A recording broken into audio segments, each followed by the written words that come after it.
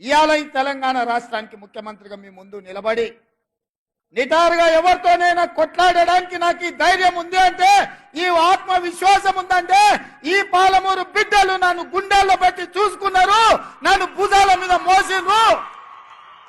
గల్లీ నుంచి ఢిల్లీ వరకు మేమున్నాం, నువ్వు కొట్లాడు.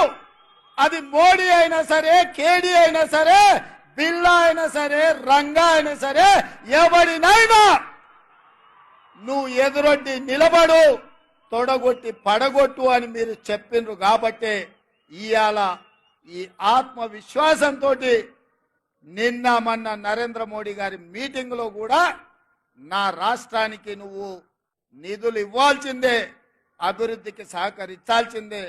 నువ్వు గుజరాత్కు బుల్లెట్ ట్రైన్ వేసుకున్నా, సబర్మతి రివర్ ఫ్రంట్ కట్టుకున్నా, గిఫ్ట్ సిటీ కట్టుకున్నా, నా పాలమూరుకో నా తెలంగాణకు